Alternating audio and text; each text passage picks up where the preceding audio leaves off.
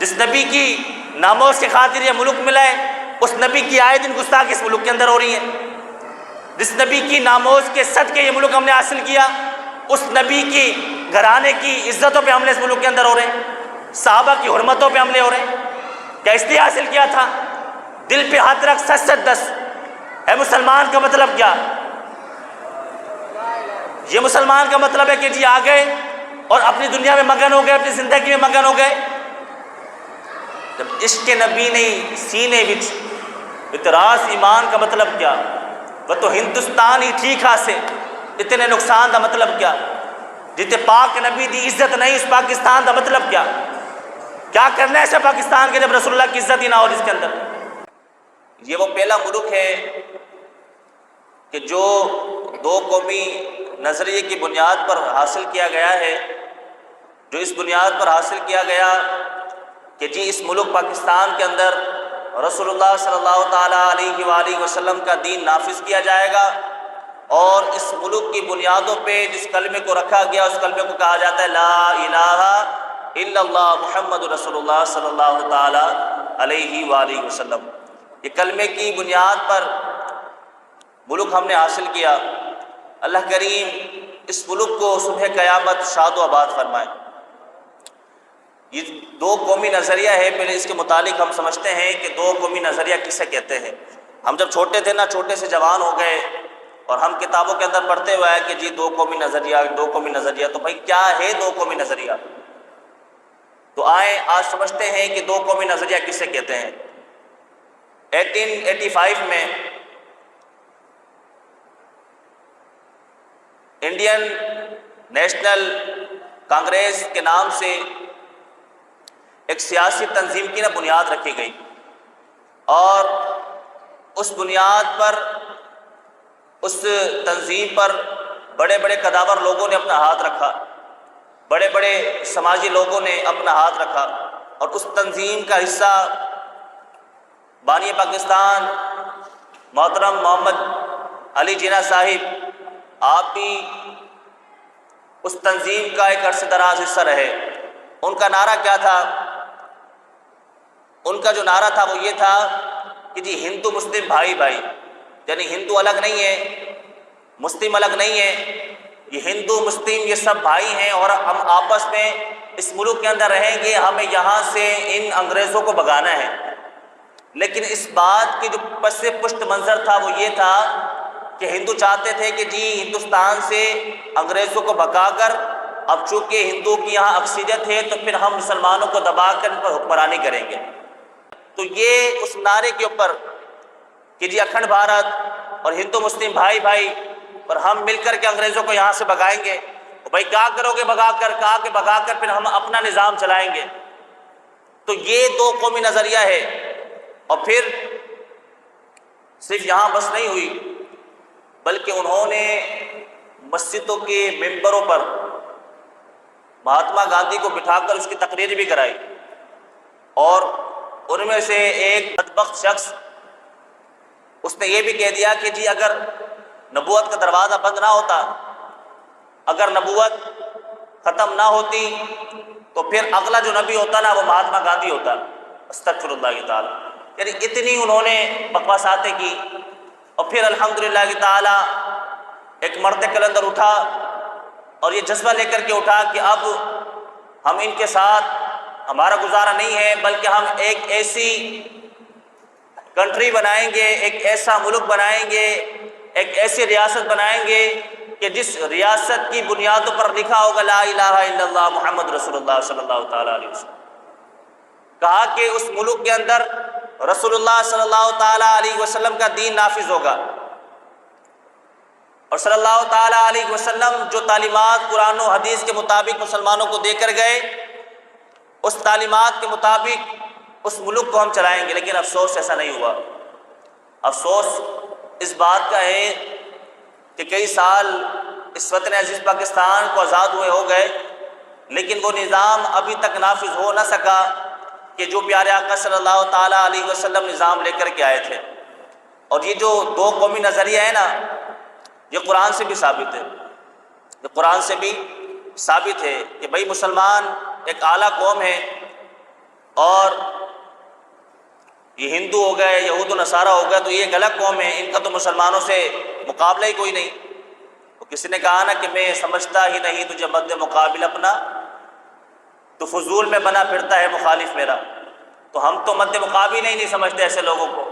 تو یہ دو قومی نظریہ یہ تھا کہ جی مسلمان رب رسول کا نام لینے والے ہیں تو ایک الگ ملک ہوگا کہ جہاں پر وہ رب رسول کا نام بھی دانہ طور پر لیں گے، اور اس ملک کے اندر رسول اللہ صلی اللہ تعالیٰ علیہ وسلم کی ریاست قائم ہوگی۔ شکر ادا کریں، شکر ادا نا، میں کہتا ہوں نفل پڑھیں شکرانے کے، پوری رات نہ عبادت کریں، پھر بھی آپ قرض ادا نہیں کر سکتے ان لوگوں کا جنہوں نے اپنی عزت پامال کر کے اس ملک کو بنایا۔ 10,000 عورتوں کی عزت پامال ہوئی جب یہ ملک بنا ہے۔ آج نوجوان نا اپنی 14 اگست کو بائک نکال کر پورے علاقے میں دھوم مچاتا ہوا گھومتا ہے، اس سے پوچھا بھائی کیا کارنامہ کیا تو نے؟ کوئی کارنامہ ہے دین کے لیے تیرا؟ کوئی دین اسلام کے لیے تیرا کوئی کارنامہ ہے؟ تو چودھری بن کے پورے علاقے میں گھوم رہا ہے، تجھے پتہ بھی ہے 14 اگست کو ہوا کیا تھا؟ یقین جانا اگر میں وہ باتیں آپ کے سامنے بیان کر دوں نا، جب ہم تنہائی میں بیٹھ کر پڑھتے ہیں تو رونگٹے کھڑے ہوتے ہیں، میں آپ کے سامنے بیان کر دوں آپ ساری زندگی ہنسنا بھول جائیں گے۔ اتنی سخت باتیں ساری زندگی نہیں ہنسیں گے آپ، جتنی قربانیوں کے بعد یہ ملک حاصل کیا۔ میں نے کتاب پڑھی، اس کتاب کے اندر لکھا تھا کہ جب لوگ وہاں سے ہجرت کر کے یہاں پر آئے نا تو کھانا کھا رہے تھے۔ کیا کھا رہے تھے؟ کھانا۔ کہا جی چلو ملک بن گیا، اپنے ملک میں جائیں گے، تو جس طرح ہاتھ میں نوالا تھا نا اسی طرح ٹیبل پر رکھ کر آ گئے۔ ایک عورت اپنے چھوٹے سے بچے کو لے کر اور کئی اپنے مسلمان بھائیوں کے ساتھ جب پاکستان کی طرف بڑھ رہی تھی تو وہاں جب سکھوں نے ان کا پیچھا کر کے ان کو کاٹنے کے لیے پیچھا کیا تو ایک کھیت کے اندر وہ سارے چھپ گئے۔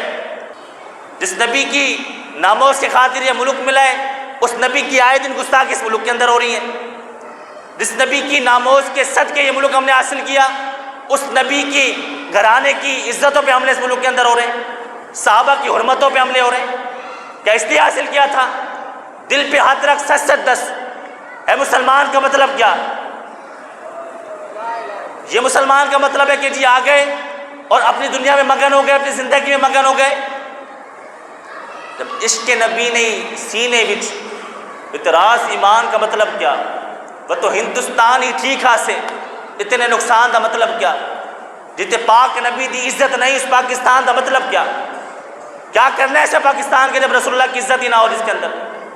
اس واسطے پہچانو اپنے آپ کو کہ کیسی ہم نے مشقتوں کے بعد اس وطن کو حاصل کیا تھا۔ یہ ملک ہم نے اس لیے حاصل نہیں کیا کہ یہ سیاستدان یہاں پر اپنے حرام کھولیا کریں، قسم خدا کی اس لیے حاصل نہیں کیا۔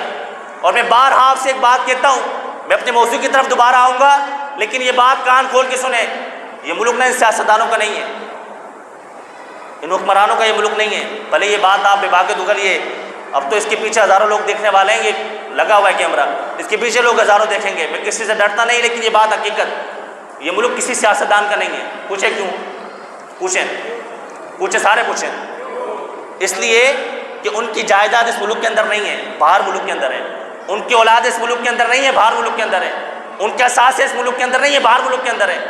وہ جب تک اس ملک کے اندر ہیں، جب تک کرسیوں پر ہیں، وہ جس دن کرسی سے آتے ہیں اسی دن باہر جاتے ہیں۔ یہ ملک آپ کا اور میرا ہے، کیونکہ ہم یہاں پیدا ہوئے، جائے پیدائش یہاں کی ہے، مرنا بھی یہاں ہے، دفن بھی یہاں ہونا ہے، تو اس واسطے ہمیں اپنے ملک سے محبت کرنی ہے۔ یہ ان کا ملک نہیں ہے، یہ تو صرف یہاں پر کھانے کے لیے آئے ہوئے ہیں۔ تو کیسی مشقتوں کے بعد حاصل کیا؟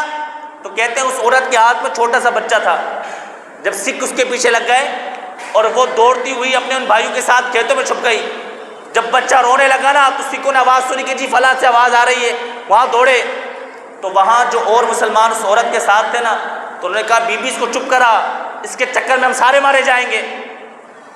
یہ بات اس کے دل پہ اتنا اثر کر گئی کہ بچہ خاموش ہو گیا، وہ سکھ چلے گئے۔ کافی دیر کے بعد جب وہ کھیت سے باہر نکلے تو ایک شخص نے کہا کہ بی بی بچے کو دیکھو، یہ روتا کیوں نہیں ہے، بولتا کیوں نہیں ہے؟ یہ مسلمانوں کے منہ پہ نہ تماشا ہے، جو ان لوگوں کے منہ پہ تماشا ہے جو آج 14 اگست کے دن اپنی بہن بیٹیوں کو باہر روڑوں کی زینت بناتے ہیں، ان کے منہ پہ تماشا ہے۔ یہ ان کے لیے تماشا ہے کہ جن کو پتہ نہیں 14 اگست والے دن ہوا کیا تھا۔ اس عورت نے کہا کہ ابھی کبھی نہیں روئے گا۔ کہا کیوں؟ کہا میں نے تمہاری جان بچانے کے لیے اس کا گلا گھونٹ کے اس کو مار دیا۔ آپ سوچ سکتے ہیں ایسی قربانیوں کے بعد ملے، اتنی آزمائش کے بعد یہ ملک ملا ہے۔ یہ آزادی کا پیمانہ ہے جو ہم آزادی منا رہے ہیں؟ ہم تو اس قوم کے حصہ ہیں کہ جس قوم کے اندر ہر بندے کو اپنی پڑی ہے. ہر بندہ کہتا ہے جی بس میں خوش، میرا گھرانہ خوش، میں کامیاب، میرا گھرانہ کامیاب، بھاڑ میں جائیں سب. اور بھائی جب سب بھاڑ میں جائیں تو دو قومی نظریہ بنا کیوں؟ پھر قرآن کے اندر حدیث کے اندر بار بار کیوں کہا گیا دو قومی نظریہ؟ پھر کیوں بتایا گیا تمہاری شان کے بارے میں؟ یہ یہود و نصارہ چاہتے یہی ہیں کہ تم مسلمانوں کو اپنی اپنی پڑ جائے. جب تم مسلمانوں کو اپنی اپنی پڑ جائے گی تو فلسطین میں جس طرح ظلم ہو رہا ہے ہوگا، نہ تم کچھ کر سکو گے نہ میں کچھ کر سکوں گا. جب ہمیں اپنی اپنی پڑی ہوگی، جب ہمیں اپنی اپنی پڑی ہوگی، اتنی مشقتوں کے بعد جو ہم نے دین حاصل کیا نا، جو مذہب ہم نے حاصل کیا، جو ملک ہم نے حاصل کیا، اس ملک کا ہم نے تماشا بنا دیا. تو اس واسطے جتنے میرے بھائی یہاں موجود ہیں، یہاں یہ عہد کریں کہ پاکستان کا مطلب کیا؟ سارے بھائی بولیں پاکستان کا مطلب کیا؟ دستور ریاست کیا ہوگا؟ پاکستان لا الہ الا اللہ. اور پاکستان میں جو نظام چلے گا وہ رسول اللہ کا نظام چلے گا. کس کا چلے گا؟ ہو سکتا ہے میری اس بات سے کسی کو اختلاف ہو جائے، ہر بندہ اختلاف کا حق رکھتا ہے، لیکن میں وہ بات آپ کے سامنے کر رہا ہوں جو میں نے قرآن و حدیث سے پڑھی ہے. دین میرے باپ کا نہیں ہے، دین میرے دادا کا نہیں ہے. یہ دین میں جو کتابیں بنتی میرے گھر پہ نہیں چھپتی، جو مکتب میں ہم نے پڑھا وہ آپ کے سامنے پیش کر رہے ہیں. اور حق یہی ہے. افسوس کی بات یہ ہے کہ ہمیں کبھی ہماری اس طرف نظریں ڈالی نہیں گئی.